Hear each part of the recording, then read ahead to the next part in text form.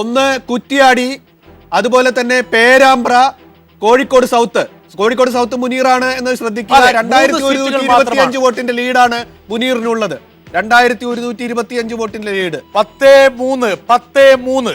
അതുപോലെ മലപ്പുറത്ത് LDF 2 സീറ്റുകളിൽ ഇംപ്രൂവ്മെന്റ് നടത്തിയിരിക്കുന്നു. അങ്ങനെ പക്ഷെ 14 സീറ്റുകൾ വീരം മാത്രമേ ഇലക്ഷൻ കമ്മീഷൻ പ്രദാനം ചെയ്യുന്നുള്ളൂ 16-ല്. അത് പ്രകാരം 4 സീറ്റിൽ LDF-ഉം 12 സീറ്റിലും UDF-നും.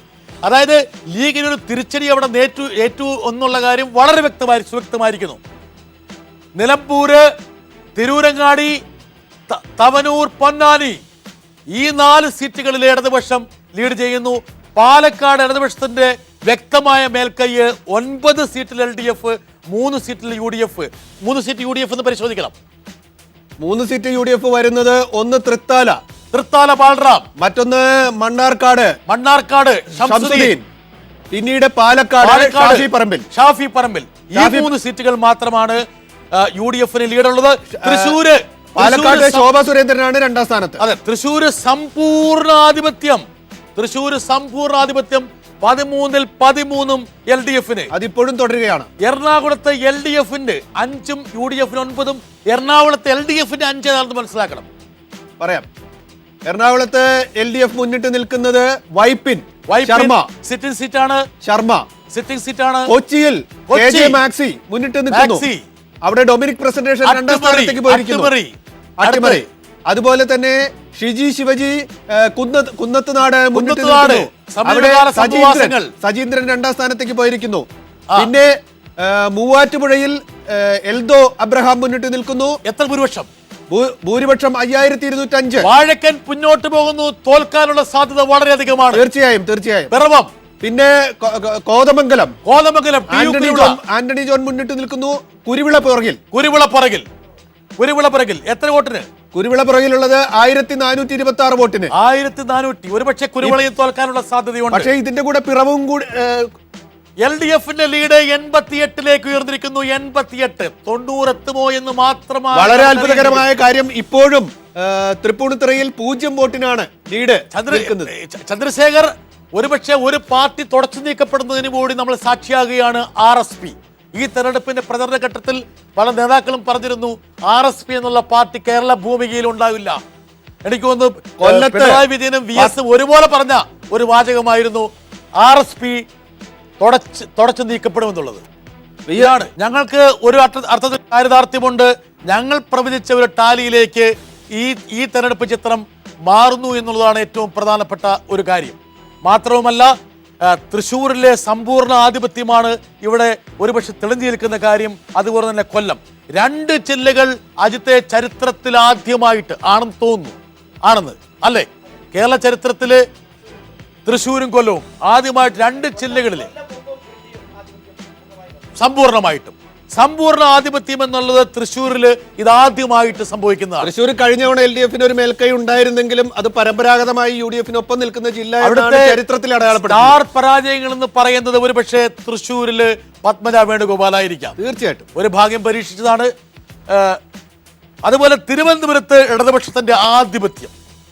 9 സീറ്റിൽ ഇടതുപക്ഷം വിജയിക്കുന്നു. 4 സീറ്റിൽ മാത്രമാണ്. ഇപ്പോൾ 88 എന്നുള്ള സംഖ്യയിൽ മാറ്റമില്ല. 88 എന്നുള്ള സംഖ്യയിൽ മാറ്റമില്ല. പ്രേക്ഷകർ വേറൊരു കണക്കും വിശ്വസിക്കരുത്. ഇപ്പോഴത്തെ കണക്ക് പ്രകാരം 88-49. 88-49. NDA 2 എവിടെയാണ്? NDA അതാ പാലക്കാട്. NDA പാലക്കാട് ശോഭാ സുരേന്ദ്രൻ മടങ്ങി വന്നിരിക്കുന്നു. ഭൂരിപക്ഷം പാലക്കാട് ശോഭാ സുരേന്ദ്രന് 471 വോട്ടിന്റെ ഭൂരിപക്ഷം. ഒരു സോളിഡ് ആയിട്ടുള്ള ഭൂരിപക്ഷമല്ല. 2ാം സ്ഥാനത്ത്. പക്ഷെ എവിടെയും BDJS കാണാനില്ല എന്നുള്ളതാണ് ഏറ്റവും പ്രധാനപ്പെട്ട ഒരു കാര്യം. എവിടെയും BJP-യുടെ നേതാക്കൾക്ക് മാത്രമാണ് മുന്നിലെത്താനായിട്ടുള്ളത്. കോട്ടയത്ത് UDF അത്ഭുതകരമായി പിടിച്ചു നിൽക്കുന്നു. LDF-ന്റെ സിറ്റിംഗ് സീറ്റുകൾ പിടിച്ചെടുത്തിരിക്കുന്നു. ഒരുപക്ഷെ ഈ തെരഞ്ഞെടുപ്പ് ചിത്രത്തിൽ UDF-ന് ആശാവഹമെന്ന് പറയുന്ന കേവലം 2 ജില്ലകൾ മാത്രമാണുള്ളത്. ഒന്ന് ഇടുക്കിയുമാണ്. ഇടുക്കിയിൽ ഒരു സീറ്റ് വൈക്കത്ത് മാത്രമാണ് LDF-ന് പിടിച്ചു നിൽക്കാനാവുന്നത്.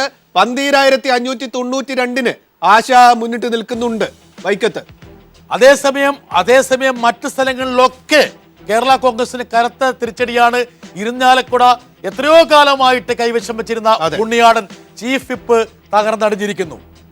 ഈ നിമിഷം നമുക്ക് നൽകാൻ കഴിയുന്ന ഏറ്റവും പ്രധാനപ്പെട്ട സൂചകങ്ങളിലൊന്ന് BJPയുടെ സാധ്യത 2 മണ്ഡലങ്ങളിലേക്ക് ഉയർന്നിരിക്കുന്നു. ഒ രാജഗോപാൽ വ്യക്തമായ ലീഡ്. ആ ലീഡ് ഒന്നും കൂടി പറയൂ ചന്ദ്രശേഖർ, അത് വളരെ പ്രധാനമാണ്. ആ ലീഡ് ഇപ്പോ 8,903 ആയിട്ട് 9,000 വോട്ടിന്റെ ഭൂരിപക്ഷത്തിലേക്ക് രാജഗോപാൽ എത്തിക്കൊണ്ടിരിക്കുന്നു. പ്രഭാവം വളരെ സുസ്ഥിരമായ ലീഡ് നില ഒ രാജഗോപാൽ നിലനിർത്തിയിരുന്നു തുടക്കം മുതൽ. അതുപോലെ തന്നെ ഇവിടെ നോക്കുക, വട്ടിയൂർക്കാവ് കെ മുരളീധരനാണ് ഇപ്പോൾ മുന്നിലുള്ളത്. 3,178 വോട്ടാണ്. കുമ്മനം അവിടെ 2ാം സ്ഥാനത്താണ്. 3000 വോട്ടിന്റെ വ്യത്യാസം. 3,178. സ്വരാജിന് 858 വോട്ടിന്റെ ഭൂരിപക്ഷം ലീഡ്. തൃപ്പൂണിത്തുറയിൽ കെ ബാബു പിന്നിലേക്ക്, 6ാമത്തെ മന്ത്രി പിന്നിലേക്ക് പോകുന്നു. ഈ നിമിഷം നമുക്ക് നൽകാൻ കഴിയുന്ന ഒരുപക്ഷെ LDF 89ലേക്ക് ഉയർന്നിരിക്കുന്നു. LDFന്റെ ടാലി 89ലേക്ക് ഉയർന്നിരിക്കുന്നു. 89, 48, 2, 1. ഒരു ഭരണവിരുദ്ധ തരംഗം ഉണ്ടായിരുന്നു എന്നുള്ള ഒരു വസ്തുതയ്ക്ക് അടിവരയിടുന്ന രീതിയിലുള്ള ടാലിയാണ് വന്നിരിക്കുന്നത്. LDFന്റെ ലീഡ് 89ലേക്ക് ഉയർന്നിരിക്കുന്നു. ഒരു സീറ്റിൽ PC ജോർജും UDF 50-ൽ നിന്ന് 48ലേക്ക് താഴേക്ക് പോയിരിക്കുന്നു. 50 എന്നുള്ള അക്കത്തിലേക്ക് UDF എത്താൻ സാധ്യതയില്ല എന്ന് മനസ്സിലാക്കുന്നു. കാസർഗോഡ് NDAക്ക് പ്രതീക്ഷയുണ്ടായിരുന്ന 2 സീറ്റിലും അവരുടെ പ്രകടനം കുറെ കൂടി താഴോട്ട് വന്നിരിക്കുകയാണ്. മഞ്ചേശ്വരത്ത് 2,849 UDF സ്ഥാനാർത്ഥിയുടെ ഭൂരിപക്ഷം ഉയർന്നിട്ടുണ്ട്. കാസർഗോട്ട് 4,562 UDFന്റെ ലീഡ് നില ഉയർന്നിട്ടുണ്ട്. ചന്ദ്രശേഖർ, ഇപ്പോൾ LDFന്റെ ലീഡ് 88ലേക്ക് ചുരുങ്ങിയിരിക്കുന്നു. 88. UDF 49ലേക്ക് വന്നു. ഒരുപക്ഷെ ഇതാണ് ഏറ്റവും വലിയ ക്ലിഫ് ഹാങ്കർ. UDF 50 ടച്ച് ചെയ്യോ, LDF 90 ടച്ച് ചെയ്യോ? അതായത് ഭൂരിപക്ഷവും ഭരണവും ഒക്കെ ഇടതുപക്ഷം ഉറപ്പിച്ചിരിക്കുന്നു. ഇനി അത് സംബന്ധിച്ചുള്ള ഒരു ചർച്ചകൾക്കോ സംവാദങ്ങൾക്കോ പ്രസക്തിയില്ല. വ്യക്തമായ മേൽക്കൈ കേരള രാഷ്ട്രീയത്തിൽ LDF നേടിയിരിക്കുന്നു. 40 സീറ്റ് വ്യത്യാസം. ഒരുപക്ഷെ അചഞ്ചലമായ ഒരു സ്ഥിതിയിലേക്ക് LDF പ്രവേശിച്ചിരിക്കുന്നു. UDFന് ആശ്വസിക്കാൻ വക നൽകുന്ന ഏക ജില്ലയായി കോട്ടയം മാറിയിരിക്കുന്നു. ഒരേ ഒരു സീറ്റിൽ മാത്രമാണ് LDF ലീഡ് ചെയ്യുന്നത്. ബാക്കി 7 സീറ്റിലും UDF ലീഡ് ചെയ്യുന്നു. അവിടെ അതുപോലെ മറ്റുള്ളവർ ഒരു സീറ്റിൽ, അതായത് PC ജോർജ്. LDFന്റെ പ്രതീക്ഷകൾക്ക് മങ്ങലേറ്റ 2 ജില്ലകളാണ് ഇടുക്കിയിൽ ഒരു സീറ്റ് LDFന് സറണ്ടർ ചെയ്യേണ്ടി വന്നിരിക്കുന്നു. ഒരു സീറ്റിൽ കേടങ്ങി വന്നിരിക്കുന്നു. അതുപോലെ തന്നെ വയനാട് നേരെ തിരിച്ച് സംഭവിച്ചിരിക്കുന്നു. 3 സീറ്റിൽ 1 LDFന് UDFന് കൈമാറേണ്ടി വന്നിരിക്കുന്നു. മറ്റു ജില്ലകളിൽ ഒരു സീറ്റ് LDF കൈമാറിയത് കാസർഗോഡാണ്. കാസർഗോഡ് 2 സീറ്റിൽ മാത്രമാണ് LDF, 3 സീറ്റിൽ UDF ആണ്. അത് ഉദുമയിൽ സുധാകരന്റെ പരീക്ഷണം വിജയം കണ്ടു എന്ന് വേണം അനുമാനിക്കാൻ വേണ്ടി. സുധാകരന്റെ ഭൂരിപക്ഷം നോക്കൂ ചന്ദ്രശേഖർ. കാസർഗോഡ്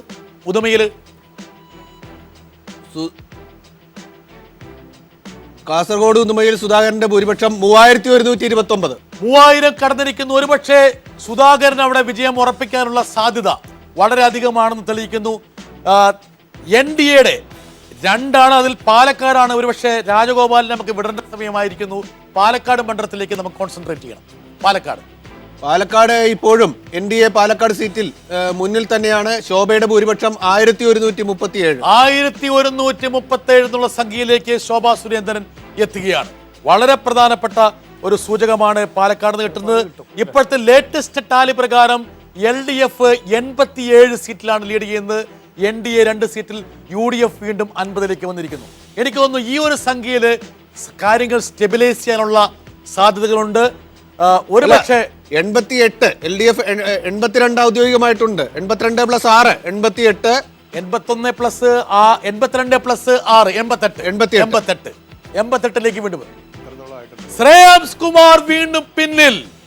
156 വോട്ടുകൾക്ക് കൽപ്പറ്റയിൽ മത്സരിക്കുന്ന JDU നേതാവും മാധ്യമ സാരഥിയുമായിട്ടുള്ള ശ്രേയാംസ് കുമാർ പിന്നിലേക്ക് പോയിരിക്കുന്നു. അവിടെ ശശീന്ദ്രനാണ് 1ാം സ്ഥാനത്ത്. അതെ, വലിയ സംഭവങ്ങളുമായിട്ടുള്ള ഒരു വാർത്തയാണ് വയനാട് നിന്ന് വരുന്നത്. UDFന്റെ ആധിപത്യത്തിന് വലിയ വിള്ളലേറ്റിരിക്കുന്നു. UDF ഒരു സീറ്റിൽ മാത്രം.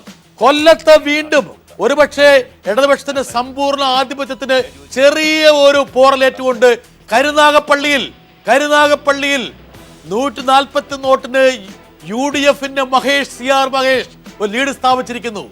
സിറ്റിംഗ് എം എൽ എ ആയിട്ടുള്ള CPIയുടെ നേതാവ് അവിടെ നിന്ന് മാറിയ ആ ഒരു മണ്ഡലത്തിൽ ആർ രാമേന്ദ്രനെയാണ് പുതിയൊരു സ്ഥാനാർത്ഥിയാണ്. ഒരുപക്ഷെ അതിന്റെ ഒരു തിക്താനുഭവമാണോ അവിടെ CPI പേറുന്നതെന്ന് മനസ്സിലാക്കണം. ഒരു സീറ്റ് മാത്രമാണ് UDF കൊല്ലത്തുള്ളത്. പക്ഷെ കുന്നത്തൂര് കോവൂർ കുഞ്ഞുമോൻ 11,886 വോട്ടിന്റെ ഭദ്രമായിട്ടുള്ള ഒരു വ്യത്യാസം സ്ഥാപിച്ചു കഴിഞ്ഞു. തൃശ്ശൂര് 13-ൽ 13 എന്നുള്ള സംഖ്യക്ക് യാതൊരു മാറ്റവും സംഭവിച്ചിട്ടില്ല എന്നുള്ളതാണ് ഇതുവരെ നമുക്ക് കിട്ടുന്ന ഏറ്റവും പ്രധാനപ്പെട്ട ഒരു ഘടകം. അതായത് കാസർഗോഡാണ് LDF ചെറുതായിട്ട് പിന്നിൽ പോയത്, 3-ൽ നിന്ന് 2-ലേക്ക് പോയിരിക്കുന്നു. കണ്ണൂര് 6-ൽ നിന്ന് 9-ലേക്ക് LDF വളർന്നിരിക്കുന്നു. കേവലം 2 സീറ്റിൽ മാത്രമാണ് UDF ഉള്ളത്. വയനാട് ജില്ലയിൽ LDF 2 സീറ്റ്. സ്വരാജിന്റെ ലീഡ് 1470 ഉയരുന്നു. വലിയ ഒരുപക്ഷെ ഈ തെരഞ്ഞെടുപ്പിലെ ഏറ്റവും വലിയൊരു അട്ടിമറി എന്ന് വേണമെങ്കിൽ വിശേഷിപ്പിക്കാവുന്ന, അത് മാത്രമല്ല അട്ടിമറി വെള്ളാപ്പള്ളി നടേശനുണ്ടാകുന്ന ഏറ്റവും വലിയ ഒരു തിരിച്ചടി കൂടിയായിരിക്കും. കെ ബാബുവിനെ വിജയിപ്പിക്കേണ്ടത് UDF-നേക്കാൾ പ്രധാനം BDJS അതുപോലെ തന്നെ BDJS പ്രത്യേക സഹായം ഒന്നും അതുപോലെ കുന്നത്ത് നാട്ടിൽ VP സജീന്ദ്രൻ ഇപ്പോൾ മുന്നിലെത്തിയിട്ടുണ്ട്. 743 വോട്ട് മാത്രം. ഷിജി ശിവജിയേക്കാൾ 743 വോട്ടിന്. എറണാകുളം ജില്ല UDF വലിയൊരു പ്രതീക്ഷ കൈവച്ച 14 സീറ്റുകളുള്ള എറണാകുളത്ത് LDF 5 സീറ്റിലാണ് നിൽക്കുന്നത്. 3 സീറ്റായിരുന്നു. ആ 5 സീറ്റ് ഏതൊക്കെയാണെന്ന് പെട്ടെന്ന് ക്വിക്കായിട്ട്. വൈപ്പിൻ കൊച്ചി തൃപ്പൂണിത്തുറ, മൂവാറ്റുപുഴ കോതമംഗലം. അപ്പൊ 2 സീറ്റ് ജോസഫ് വാഴക്കൻ പരാജയപ്പെടുന്നു. 2 സീറ്റുകൾ പെരുമ്പാവൂർ, അങ്കമാലി. ഒരുപക്ഷെ ഇവിടെയുള്ള ചർച്ചയിൽ നമ്മൾ കണ്ട സീറ്റുകളാണ് 2 സീറ്റുകൾ. ആ 2 സീറ്റുകളിൽ ഒരുപക്ഷെ വേണമെങ്കിൽ ജോസഫ് വാഴക്കനും കുരുവിളയും പരാജയപ്പെടുന്നു. മൂവാറ്റുപുഴയിലും കോതമംഗലത്തും. കോതമംഗലത്തും ഏറ്റവും ലേറ്റസ്റ്റ് ആയിട്ടുള്ള ടാലി പ്രകാരം 88 സീറ്റിൽ LDF ലീഡ് ചെയ്യുന്നു. NDA 2 സീറ്റിൽ, UDF 50-ൽ കടക്കുന്നില്ല, 49-ലേക്ക് തിരിച്ചു വരുന്നു.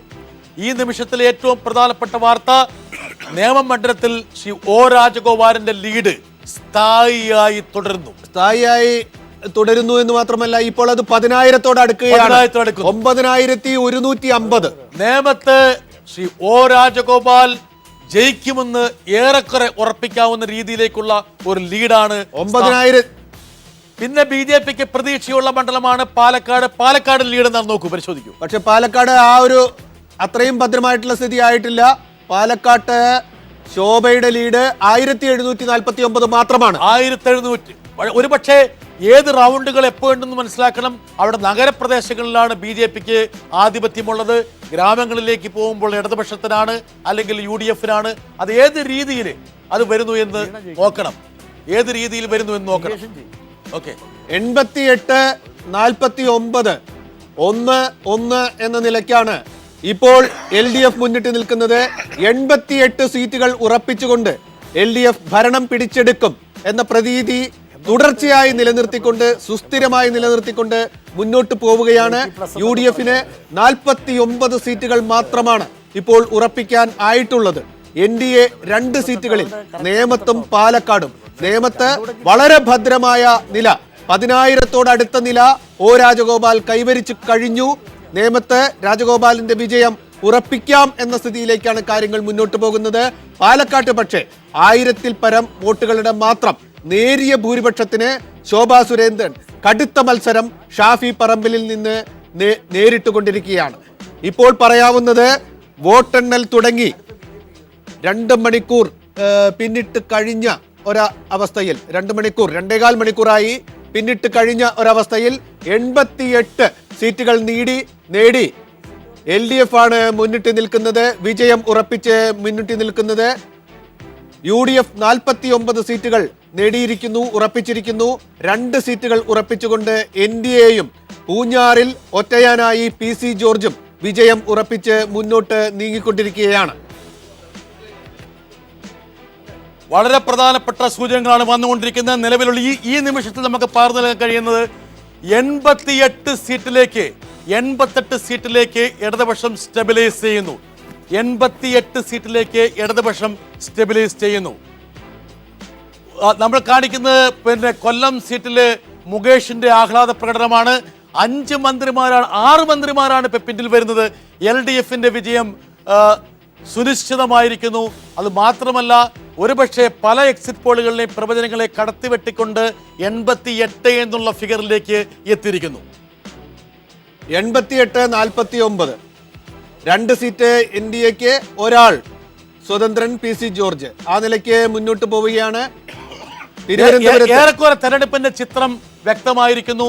ഇടതുപക്ഷം ഇനി കേരളം ഭരിക്കുമെന്നുള്ള കാര്യം അത് സുനിശ്ചിതമായിരിക്കുന്നു. 88 എന്നുള്ളത് 90ലേക്ക് കടക്കുമോ എന്ന് മാത്രമേ അറിയേണ്ടൂ. അതുപോലെ UDFന്റെ ടാലി 49 നിന്ന് 50ലേക്ക് കടക്കുമെന്ന് മാത്രമേ അറിയേണ്ടൂ. നമ്മുടെ ഇപ്പോൾ ഒരുപാട് വിശിഷ്ട വ്യക്തികൾ ചർച്ചയിൽ പങ്കെടുക്കാറുണ്ട്. ശ്രീ MA ബേബിയുടെ മുഖത്ത് കാണുന്ന ചിരി തന്നെ ഒരുപക്ഷെ LDFന്റെ വിജയത്തിന്റെ ഒരു പ്രതിഫലനമാണ്. നമ്മൾ കാണിക്കുന്ന വിഷ്വൽസ് ഒരുപക്ഷെ ഇടതുപക്ഷത്തിന്റെ വിജയാഘാതം ആദ്യമായിട്ട് ഒരുപക്ഷെ ഒരു ചാനൽ ആദ്യത്തെ ഒരു ദൃശ്യം നമ്മൾ ഒപ്പിയെടുക്കുകയാണ്. ആദ്യ പ്രതികരണം വന്നിരിക്കുന്നത് VS നിന്നാണ്. ഇതെവിടുത്തെ ദൃശ്യങ്ങളാണിത്. അതായത് ശ്രീ MA ബേബിയുടെ സാന്നിധ്യത്തിന് അനുസരണമായിട്ട് കൊല്ലത്ത് നിന്നുള്ള വിഷ്വൽസ് ആണ് നമ്മൾ കാണിക്കുന്നത്. ഇടതുപക്ഷത്തിന്റെ വിജയാഹ്ലാദം അവിടെ ഉയർന്നിരിക്കുന്നു. ഒരുപക്ഷെ കൊല്ലത്ത് ഇടതുപക്ഷത്തിന് എന്തുകൊണ്ട് സന്തോഷിക്കാം. 11 സീറ്റിൽ 10 സീറ്റും ഇടതുപക്ഷം ഇട്ടിരിക്കുന്നു. ഒരു സീറ്റ് ഒരുപക്ഷെ കൈപ്പഴ കൊണ്ട് നഷ്ടപ്പെട്ടു എന്ന് വേണമെങ്കിൽ മാധ്യമപ്രവർത്തകർക്ക് എഴുതാനുള്ള അവസരം ലഭിക്കുന്നതാണ്. കരുനാഗപ്പള്ളിയിൽ മാത്രമാണ് ഇടതുപക്ഷം പിന്നിൽ. മാത്രമല്ല, വയനാട് വലിയൊരു അട്ടിമറി നടന്നിരിക്കുന്നു. കൽപ്പറ്റയിൽ UDFന്റെ ഉറച്ച സീറ്റിൽ ശ്രേയംസ് കുമാർ വീണ്ടും പിന്നിലേക്ക് പോയിരിക്കുന്നു. അവിടെയുള്ള 3 സീറ്റിൽ 2 സീറ്റും LDFലേക്ക് വന്നിരിക്കുന്നു. ഒരു മന്ത്രി ഉൾപ്പെടെ പരാജയപ്പെടുന്ന രംഗമാണ് വയനാട് കാണുന്നത്. കാസർഗോഡാണ് ഒരുപക്ഷെ ഒരു അട്ടിമറി നടന്നിരിക്കുന്നത്. ഉദുമയിൽ സുധാകരൻ. തൃപ്പൂണിത്തുറയിൽ ഒരുപക്ഷെ ഇനി ഏറ്റവും കൂടുതൽ ഫോക്കസ് ചെയ്യേണ്ട ഒരു മണ്ഡലം തൃപ്പൂണിത്തുറയാണ്. അവിടെ K ബാബു പിന്നിലേക്ക് വന്നിരിക്കുന്നു. ഭൂരിപക്ഷം സ്വരാജിന്റെ 1751. എറണാകുളത്ത് LDF നിലം മെച്ചപ്പെടുത്തിയിരിക്കുന്നു. 3 നിന്ന് 5ലേക്ക് മാറി. പക്ഷേ സിറ്റികൾ അങ്കമാലിയും പെരുമ്പാവൂരും നഷ്ടപ്പെടുത്തിക്കൊണ്ടാണ് പിറവവും അതുപോലെ കോതമംഗലവും മൂവാറ്റുപുഴയും പിടിച്ചടക്കിയത്. ഇടുക്കിയിലാണ് ഒരുപക്ഷെ ഇടതുപക്ഷത്തിന് ഒരു സീറ്റ് നഷ്ടപ്പെടുന്നത്. 5 സീറ്റിൽ 2ലേക്ക് ഇടതുപക്ഷം ഒതുങ്ങുന്നു. കോട്ടയത്താണ് ഈ തെരഞ്ഞെടുപ്പിൽ ഇടതുപക്ഷത്തിലേറ്റ ഏറ്റവും വലിയ പരാജയം. അതായത് കേവലം 1 സീറ്റിലേക്ക് കോട്ടയം വൈക്കത്തേക്ക് മാത്രം ഒതുങ്ങുന്ന കാഴ്ച. ഇടതുപക്ഷത്തെ ഗ്ലാമർ താരങ്ങളായ സുരേഷ് കുറുപ്പ് ഉൾപ്പെടെയുള്ളവർ പരാജയപ്പെടുന്ന ഒരു ചിത്രമാണ് കോട്ടയം നമ്മുടെ മുമ്പിൽ വെക്കുന്നത്. അത് മാത്രമല്ല, ഇവിടെയുള്ള ശ്രീ ഉഴവൂർ വിജയൻ കഷ്ടപ്പെട്ട് പണിയെടുത്ത പാലയിൽ പോലും മാണി അതിജീവനം നടത്തിയിരിക്കുന്നു എന്നുള്ളതാണ്. പാലയുടെ മാണിയുടെ ഭൂരിപക്ഷം നോക്കണം. മാണിയുടെ ഭൂരിപക്ഷം 2800ലേക്ക്. ഒരു പക്ഷം മാണിക്ക് ഒരു സഹതാപ തരംഗം സൃഷ്ടിക്കുന്ന രീതിയിലേക്ക് കാര്യങ്ങൾ പോയോ എന്ന് പോലും സംശയിക്കേണ്ടിയിരിക്കുന്നു. 2300 അത്. PC ജോർജ് അവിടെ വ്യക്തമായ ഭൂരിപക്ഷം. PC ജോർജ് 10,000 കടന്നു. 10,000 PC ജോർജ് 10,000 കടന്നിരിക്കുന്നു. ഈ നിമിഷത്തിൽ 88 സീറ്റിലാണ് LDF. 89 ആകാം എന്ന കാരണം വെച്ചാൽ ഒരു മണ്ഡലത്തിലെ ഭൂരിപക്ഷം കയറിയും കുറഞ്ഞു വരികയാണ്. 89-ലായിരിക്കാം.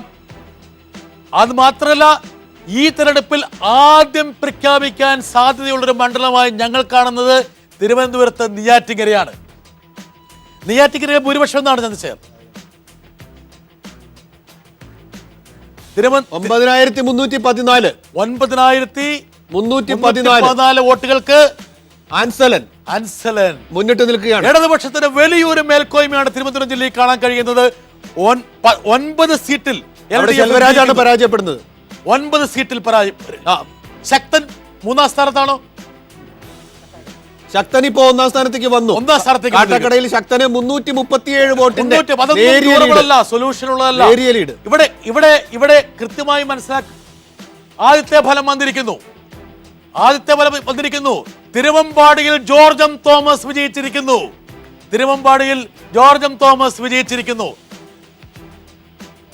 ഒരു മണ്ഡലം പിടിച്ചെടുത്തതാണ്.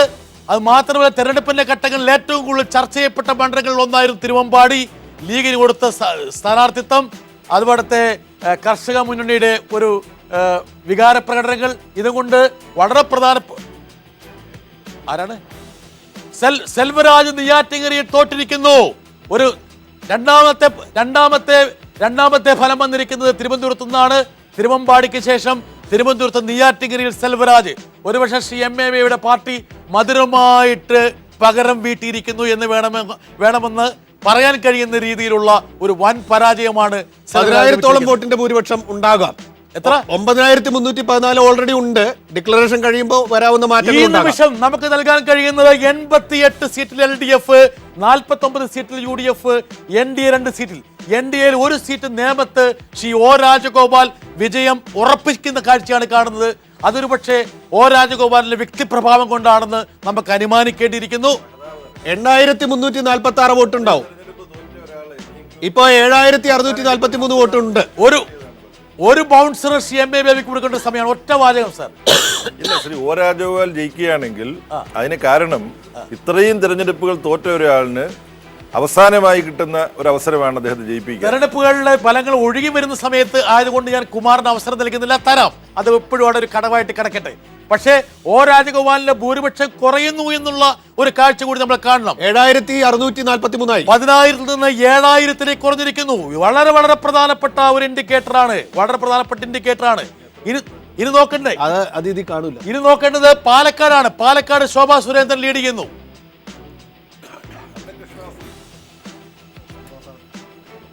വർക്കലയിൽ അട്ടിമറി വിജയത്തിലേക്ക് LDF പോകുന്നു. ഒരു ബൂത്ത് കൂടി എണ്ണാനുള്ളൂ. വർക്കലയിൽ അട്ടിമറി വിജയത്തിലേക്ക് LDF പോകുന്നു. ഒരു സീറ്റ് 2,000-ലേറെ ഭൂരിപക്ഷത്തിന് LDF പിടിച്ചെടുക്കുന്നു. വർക്കലയിൽ LDF വിജയിച്ചിരിക്കുന്നു. മൂന്നാമത്തെ ഫലമാണ് നമ്മൾ പ്രഖ്യാപിക്കുന്നത്. വർക്കലയിൽ തിരുവനന്തപുരത്ത് 2 മണ്ഡലങ്ങൾ. ശോഭാ സുരേന്ദ്രൻ, പാലക്കാട് ചന്ദ്രശേഖർ. പറയാം, ഒരു മാറ്റവുമില്ലാത്ത ഒരു ജില്ലയായിട്ട് കണ്ണൂർ മാറിയിരിക്കുന്നു. 9 സീറ്റിൽ ശോഭാ സുരേന്ദ്രൻ ഇപ്പോ 900 1300 നിന്ന് 900 കുറഞ്ഞിരിക്കുന്നു പാലക്കാട്. കണ്ണൂർ ജില്ലയിൽ 9 സീറ്റിൽ ഇടതുപക്ഷാധിപത്യം. ഇരിക്കൂറും പേരാവൂരും ഒഴിച്ച് ബാക്കി എല്ലാ സീറ്റിലും ഇടതുപക്ഷത്തോടൊപ്പം. വയനാട് ഇടതുപക്ഷത്തിന് അട്ടിമറി വിജയം. ഷേംസ് കുമാർ ഉൾപ്പെടെയുള്ളവർ പിന്നില്, മന്ത്രി ജയലക്ഷ്മി പിന്നില്. 2-1. കോഴിക്കോട് 10 സീറ്റിൽ LDF മുന്നിൽ. അതിൽ 1 പ്രഖ്യാപിച്ചിരിക്കുന്നു. 3 സീറ്റിൽ മാത്രമാണ് UDF. അതിൽ പ്രധാനപ്പെട്ട ഒരു മണ്ഡലം മുനീറിന്റെ സൗത്താണ്. കൽപ്പറ്റയിൽ ഷേംസ് കുമാർ ഒരുപക്ഷെ പരാജയപ്പെട്ടേക്കുമെന്ന് സൂചിപ്പിക്കുന്ന രീതിയിലേക്ക് ശശീന്ദ്രന്റെ ഭൂരിപക്ഷം 978 ഉയർന്നിരിക്കുന്നു. വളരെ പ്രധാനപ്പെട്ട ഇൻഡിക്കേറ്റർ. പാലക്കാട് 2 സീറ്റിൽ മാത്രമാണ് UDF. അത് 2 സീറ്റിലേക്കാണ് പട്ടാമ്പി LDF പിടിച്ചെടുത്തിരിക്കുന്നു. 2 സീറ്റ് എന്ന് പറയുന്നത് 1 തൃത്താല ബാലറാമും, 2 മണ്ണാർക്കാട് ഷംസുദ്ദീനും. അല്ലേ? അത് തുടരുകയാണ്. സ്വരാജിന്റെ ലീഡ് 2,000 കടന്നിരിക്കുന്നു. തൃപ്പൂണിത്തുറ ഈ തെരഞ്ഞെടുപ്പിലെ ഏറ്റവും സംഭവജനകമായിട്ടുള്ള അട്ടിമറി ഒരുപക്ഷെ വരാൻ പോകുന്നത് തൃപ്പൂണിത്തുറയിൽ നിന്നാണെന്ന് സൂചിപ്പിക്കുന്ന രീതിയിൽ സ്വരാജിന്റെ ലീഡ് 2,102. എറണാകുളം മണ്ഡലത്തില് 5 സീറ്റുകളാണ് LDFിനുള്ളത്. പക്ഷെ 2 സീറ്റുകൾ നഷ്ടപ്പെട്ടിട്ടാണ് ഒരുപക്ഷെ LDF മറ്റ് സീറ്റുകളിൽ വന്നത്. ഉഴവൂർ വിജയൻ പ്രദാനം ചെയ്യുന്ന കോട്ടയത്താണ് LDFിന് ഈ തെരഞ്ഞെടുപ്പ് ഏറ്റവും വലിയ തിരിച്ചടി. ചിറ്റൂര് കൃഷ്ണൻകുട്ടി മുന്നിൽ. അതാണ് നമ്മൾ പറഞ്ഞത്. മണ്ണാർക്കാടും തൃത്താലയും ഒഴിച്ച് ബാക്കി എല്ലാ മണ്ഡലങ്ങളും, മണ്ണാർക്കാടും തൃത്താലയും മാത്രമാണ് UDFിനുള്ളത്. മാണി ലീഡ് ഉയർത്തുന്നു. 2,651. ഉഴവൂർ ഒറ്റ വാചകം, മാണി ജയിക്കുമല്ലോ? ഒറ്റ വാചകം ജയിക്കുമെന്ന് ഇപ്പോഴും പറയാൻ പറ്റില്ല. ഓക്കെ, വ്യക്തമായി. തോക്കുമെന്ന് ഇപ്പൊ പറയാൻ പറ്റില്ലെന്ന് അർത്ഥമുണ്ടല്ലോ. ചന്ദ്രശേഖർ, 2,651 വോട്ടാണ് ഇപ്പോ മാണിയുടെ ലീഡ്. നേരത്തെ വളരെ കുറവായിരുന്നു, ഇപ്പൊ കൂട്ടി. ചന്ദ്രശേഖർ, നമുക്ക് ശ്രദ്ധിക്കേണ്ട ഒരു മണ്ഡലമായിട്ട് ഒരുപക്ഷെ തൃപ്പൂണിത്തുറ, നേമം, പാലക്കാട് ഈ 3 മണ്ഡലമാണ് നമ്മൾ ശ്രദ്ധിക്കേണ്ട 3 മണ്ഡലങ്ങളെന്ന് എനിക്ക് തോന്നുന്നു. ഒരുപക്ഷെ പ്രേക്ഷകർ തൃപ്പൂണിത്തുറയിൽ ബാബു പരാജയം ഉറപ്പിച്ച് തന്നെയാണ് മുന്നോട്ട് പോയിക്കൊണ്ടിരിക്കുന്നത്. എത്ര നമ്മൾ സീറോ ഡൗൺ ചെയ്യാൻ പോകുന്നു. 2000 ഒരുപക്ഷേ ഈ ചില്ലാനം. തെരഞ്ഞെടുപ്പിലെ ഏറ്റവും 2102 വോട്ടിനാണ് സ്വരാജ് ഇപ്പൊ മുന്നിട്ട് നിൽക്കുന്നത്. 2102. ഇനി എനിക്ക് തോന്നുന്നത് ബാബുവിന്റെ പരാജയം മാത്രമല്ല, അത് ഈ കുമാറിന്റെ സഖ്യകക്ഷി നേതാവായിട്ടുള്ള വെള്ളാപ്പള്ളിയുടെ പരാജയം കൂടിയാണ് തൃപ്പൂണിത്തുറയിൽ സംഭവിക്കാൻ പോകുന്നത്. രണ്ടാം സ്ഥാനത്ത് ബാബുവാണ്. വലിയൊരു ആഭിമുഖ്യമൊന്നും ഇല്ല എന്നുള്ളത് കൊണ്ട് തന്നെ കുമാറിന്റെ ഉള്ളിലൊരു ചിരി ഉണ്ടാകാൻ സാധ്യതയുണ്ട്. താരം രണ്ടാം സ്ഥാനത്ത് ബാബുവാണ്. ഓക്കെ, ഇനി നിയമത്തിന്റെ ഭൂരിപക്ഷം രാജഗോപാലിന്റെ, അതാണ് ഏറ്റവും പ്രധാനപ്പെട്ടത്. ഒരുപക്ഷെ ഇവിടെ BJPക്ക് ഒരു അഭിമാന വിജയം അല്ലെങ്കിൽ ഒരു ആശ്വാസ വിജയം നേടിക്കൊടുക്കേണ്ട ബാധ്യത രാജഗോപാൽ 7530 അവിടെ നിൽക്കുകയാണ്. 7000 ശോഭാ സുരേന്ദ്രൻ പാലക്കാട് ശോഭാ സുരേന്ദ്രന്റെ ലീഡ് വരുന്നു. അക്കൗണ്ട് തുറക്കുമെന്നുള്ള ആകാംക്ഷയിലാണ് നമ്മുടെ ശോഭ 1245. ശോഭാ സുരേന്ദ്രന്റെ ലീഡ് 1245. പക്ഷെ ഒരു വിവരം ഒരുപക്ഷെ ഈ നിമിഷം പ്രേക്ഷകർക്ക് അറിയേണ്ട വിഷയം, 46 ബൂത്തുകൾ കൂടി നേമത്തെണ്ണാനുണ്ട്. 50,000 വോട്ടോളം ഇനിയും അവശേഷിക്കുന്നു. 50,000 വോട്ടുകൾ നേമത്ത് അവശേഷിക്കുന്നു. ആ സമയത്താണ് 7500 വോട്ടുകളുടെ ഭൂരിപക്ഷം രാജഗോപാലിന്. എങ്ങനെയും അറിയാമെന്നുള്ള സിറ്റുവേഷനിലേക്ക് പോകുന്നു. അജിത്തെ ഒരു വാചകം. കഴിഞ്ഞ തെരഞ്ഞെടുപ്പിലും ഇത് തന്നെയാണ്. ഓക്കെ, ജേക്കബ്, താങ്കളുടെ ആഗ്രഹമാണോ? കഴക്കൂട്ടത്ത് കടകംപള്ളി സുരേന്ദ്രൻ വിജയിച്ചിരിക്കുന്നു. CMA ബേബിയുടെ സഹപ്രവർത്തകനായിരുന്ന കടകംപള്ളി സുരേന്ദ്രൻ കഴക്കൂട്ടത്ത് വിജയിച്ചിരിക്കുന്നു. ഒരുപക്ഷെ NDA ഏറ്റവും കൂടുതൽ വിജയം പ്രതീക്ഷിച്ച ഒരു മണ്ഡലമായിരുന്നു കഴക്കൂട്ടം. കഴക്കൂട്ടത്ത് ആരാണ് മൂന്നാം സ്ഥാനത്ത്? നോക്കാം. UDF മൂന്നാം സ്ഥാനത്തേക്ക് പോയിരിക്കുന്നു. കഴക്കൂട്ടം മണ്ഡലത്തിൽ UDF മൂന്നാം സ്ഥാനത്തേക്ക് പോകുന്നു. മുരളീധരൻ രണ്ടാം സ്ഥാനത്ത്. സിറ്റിംഗ് MLA ആയ MA വാഹിദ് മൂന്നാം സ്ഥാനത്തേക്ക് പോയിക്കൊണ്ട് ഒന്നാം സ്ഥാനത്തേക്ക് കടകംപള്ളി സുരേന്ദ്രൻ വരുന്നൊരു കാഴ്ചയാണ് കഴക്കൂട്ടത്ത് കാണുന്നത്. ഇപ്പൊ നിലവിൽ 88 LDFന്റെ ടാലി. 90ലേക്ക് പോകാനുള്ള ലാഞ്ചന കാണിക്കുന്നതായി കാണുന്നു. പ്രധാനപ്പെട്ട കാര്യം ഇതിനിടയ്ക്ക് ബ്രിട്ടാസ് പറഞ്ഞാൽ നന്നായി. എന്താണ് UDFനുള്ള 49 സീറ്റിലും കോൺഗ്രസിനാണോ കൂടുതൽ സീറ്റ്, മുസ്ലിം ലീഗിനാണോ കൂടുതൽ സീറ്റ്? പ്രതിപക്ഷമായിട്ട് ആരാ വരാൻ പോകുന്നത്? മുസ്ലിം ലീഗിന് കേവലം 12 സീറ്റുകൾ മാത്രമാണ്. 12 അല്ല, 13 സീറ്റുകൾ. അപ്പൊ ഉമ്മൻചാണ്ടിക്ക് രമേശ് ചെന്നിത്തലയ്ക്കൊക്കെ ആശ്വസിക്കും. അതെ. പക്ഷെ ഒരു കാര്യം മനസ്സിലാക്കേണ്ട, താങ്കളുടെ സുഹൃത്ത് രമേശ് ചെന്നിത്തല ഉൾപ്പെടെ 2 പേരാണ് ആലപ്പുഴയിൽ ലീഡ് ചെയ്യുന്നത്. 2 പേരാരൊക്കെയാണ്? ആലപ്പുഴ വളരെ പ്രധാനപ്പെട്ട ജില്ലയാണ്, പറയാം. CMA ബേബി അവിടെ ജില്ലാ സെക്രട്ടറി. രമേശ് ചെന്നിത്തലയും വിഷ്ണുനാഥാണ് ചെങ്ങന്നൂര് ത്രികോണ മത്സരം. അവിടെ രണ്ടാം സ്ഥാനത്ത് രാമേന്ദ്രൻ നായർ. ശ്രീധരൻപിള്ള വിജയിക്കുമെന്ന് ജേക്കബ് ജോർജ് ഇവിടുന്ന് ഒരുപാട് പറഞ്ഞതാണ്. പക്ഷേ 914 കാസർഗോഡ് ഒരു സൂചകം വരുന്നു. അട്ടിമറി വിജയത്തിലേക്ക് പോകുമെന്ന് വിചാരിച്ച സുധാകരൻ ഉദമയിൽ പിന്നോട്ട് പോകുന്നു. 45 വോട്ടുകൾക്ക് ആദ്യമായിട്ട് LDF ഒരു മേൽക്കൊയ്മ ഉദുമ മണ്ഡലത്തിൽ നേടുന്നു. അങ്ങനെ LDFന്റെ ടാലി 90ലേക്ക് എത്തുന്നു. LDFന്റെ ടാലി 89 കഴിഞ്ഞ് 90ലേക്ക് എത്തുന്നു. ഒരു ഇടതുപക്ഷത്തിന്റെ തരംഗം എന്ന് വിശേഷിപ്പിക്കാവുന്ന രീതിയിൽ ഒരുപക്ഷെ ത്രികോണ മത്സരത്തിന്റെ എല്ലാ ലാഞ്ചനകളും ഉണ്ടായിരുന്നെങ്കിൽ പോലും MS കുമാറും തുളസിയും ഒക്കെ KV സരിദാസും ഒക്കെ ഒരു ഹങ് നിയമസഭ പ്രതീക്ഷിച്ചിരുന്നെങ്കിൽ പോലും ഇടതുപക്ഷത്തിന് ഒരു സമഗ്രാധിപത്യം സ്ഥാപിക്കാൻ കഴിഞ്ഞിരിക്കുന്നു. അതിലേറ്റവും പ്രധാന പങ്ക് വഹിച്ചിരിക്കുന്നത് തൃശ്ശൂരാണ്. 13-ൽ 13. ഇളക്കം തൊട്ടാതെ തൃശ്ശൂരിൽ ഒരു സീറ്റ് പോലും ഒരു ഒപ്പോണന്റ് കൊടുക്കാതെ തൃശ്ശൂർ ജില്ല കേരളത്തിൽ ആദ്യമായിട്ടൊരു ചരിത്രം സൃഷ്ടിച്ചിരിക്കുന്നു.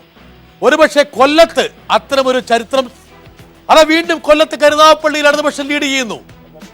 അപ്പോൾ കൊല്ലത്തും CMAക്ക് ഒരു മുഖത്തൊരു ചിരിയ. 90ലേക്ക് എത്തുന്നു. ഇപ്പോഴുള്ള കണക്ക് പ്രകാരം 89ലാണ് നിൽക്കുന്നത്. ആ 90ലേക്ക് എത്താനുള്ള സാധ്യതയുണ്ട്. ഉദുമ ചന്ദ്രശേഖർ പാലക്കാട് ഒരു ദേവീയ കൺട്രോൾ റൂം. പാലക്കാട് നിയമം എന്ന് പറഞ്ഞ പോലെ എണ്ണാനുള്ള ബൂത്തുകളും എണ്ണാനുള്ള വോട്ടുകളുടെ ഒരു കണക്ക് നൽകിയാൽ വളരെ സൗകര്യമായിരിക്കും. അതെ, അതാണ് ഏറ്റവും പ്രധാനം. ഒരുപക്ഷെ ഇനി ആൾക്കാർക്ക് കാണാനുള്ളത് NDA അക്കൗണ്ട് തുറക്കും. പാലക്കാട് ശോഭയ്ക്ക് 868 വോട്ടിന്റെ ലീഡേ ഉള്ളൂ. ബ്രിട്ടാസ് എവിടെ? ശോഭയ്ക്ക് ലീഡ് 1000 നിന്ന് 900ലേക്ക് എത്തി, 800ലേക്ക് വരുന്നു. 868. ഒരുപക്ഷെ CMA ബേബിയുടെ അറിവിലേക്ക് ഈ തെരഞ്ഞെടുപ്പിൽ തുടച്ചു മാറ്റപ്പെട്ടൊരു പാർട്ടിയായിട്ട് RSP മാറിയിരിക്കും.